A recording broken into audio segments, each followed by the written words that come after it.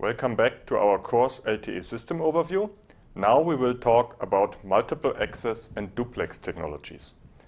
The difference between multiple access and duplex is a very big one, because for multiple access we are speaking about dividing different people from each other, while duplex means that we have up and down link in parallel. So first of all, multiple access. Here we have different variants that we can think of. For example, in FDMA, as we already covered, every user has a single subband of the frequency, for example, in GSM 200 kHz, and therefore, by the different frequencies, the different 200 kHz subbands, we can divide user 1 from user 2, from user 3, and from user 4. Another version is the here depicted TDMA, where we have so-called time division multiple access. Here, the users get different time slots of the same frequency band. This means that user 1 is sending first, then user 2, then user 3. Thereby, we can assure that the users are not speaking into each other. This is possible because by coding and encoding the digital bits, we make sure that afterwards in the receiver, so our mobile cell phone, the whole speech of every time slot is encoded and can then be recorded. CDMA is here, and we already talked about it, that there are 2G and 3G technologies using CDMA. The most common one is UMTS, third generation. Here, every user is sending and receiving on the same frequency, but they are divided by different codes.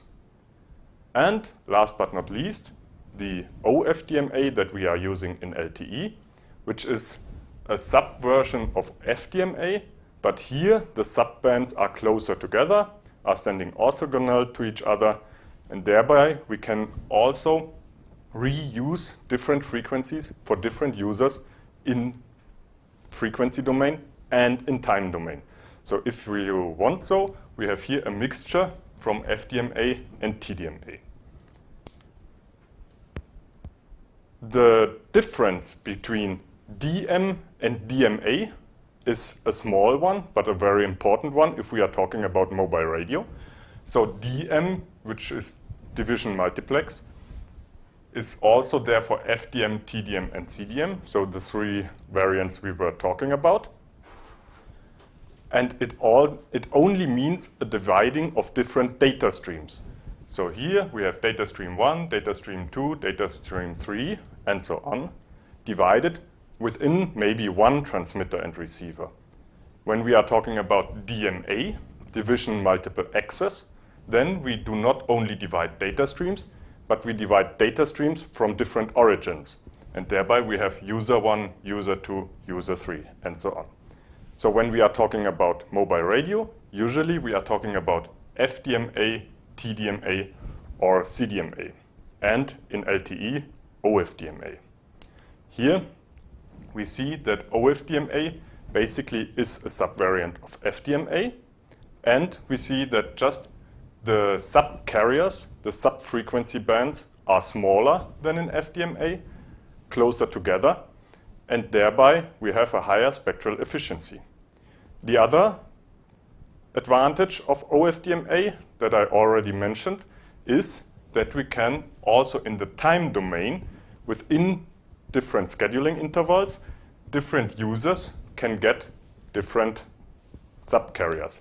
So here, for example, we have 3 colors for 3 users. In the first interval, user 1 gets the green depicted subcarriers, and in the second time interval, he gets some different subcarriers. Subcarriers are then bundled in resource blocks. We will see this later. This means that in total, we can schedule every millisecond different subfrequencies per user. So far for OFDMA. Thank you for watching.